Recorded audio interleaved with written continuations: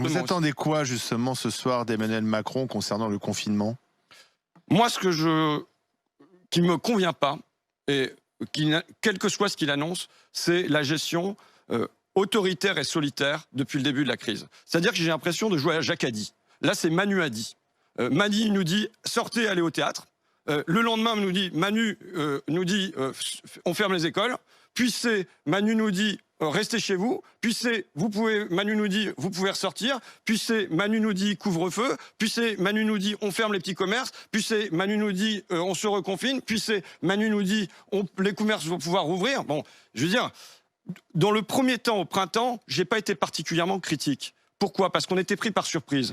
Il y avait quelque chose qui était de l'ordre de l'urgence et on pouvait comprendre, même si je le regrettais, cette gestion très autoritaire et très verticale. À l'automne, c'est plus pareil. La deuxième vague, elle nous était annoncée. On savait qu'elle allait arriver. Et dans ce cadre-là, et je ne suis pas le seul, la défenseur des droits, le président du Conseil scientifique, Jean-François Delfrécy, ont demandé une gestion plus démocratique de cette crise sanitaire. Que ça ne repose pas sur un seul homme et sur un conseil de défense, c'est-à-dire sur des militaires. Et le fait que ce soit des militaires qui soient en charge de ça est tout à fait symptomatique. C'est secret défense quasiment autour de ça. Moi, je l'ai réclamé. À l'Assemblée, vous servez plus à rien? Mais non, on ne sert à rien là-dedans. Mais je veux dire, on ne sert pas à grand-chose en général. Hein. Mais le fait qu'on n'ait pas d'épidémiologistes, pas de statisticiens, pas même d'historiens des crises sanitaires. Mais pas de spécialistes d'épidémie. Voilà, mais même tout ça. Voilà, on n'est pas un lieu de débat autour de ça. Je veux dire, nous, on continue nos amendements sur la TVA réduite, sur n'importe quoi, sur les micros. Et pendant ce temps-là, on a le couvre-feu qui se décide. Mais moi, je pense que l'Assemblée, de toute façon, n'est plus un lieu suffisant de démocratie aujourd'hui. Il faut lui rendre un rôle, mais j'ai réclamé, moi, une convention citoyenne sur le coronavirus. C'est-à-dire un lieu de débat avec des commerçants, avec des épidémiologistes, avec des statisticiens, avec des cliniciens et ainsi de suite, qui soit quasiment un lieu de débat filmé en 24 heures sur 24 et qui fait que les gens... Un plateau de chaîne info, ça, non? Bah non, justement, justement, une agora. Ouais, une agora. Ce qu'a fait la Convention citoyenne sur le climat. Qui décide ensuite? Il faut bien trancher. Je veux bien qu'à la fin, la décision soit centralisée.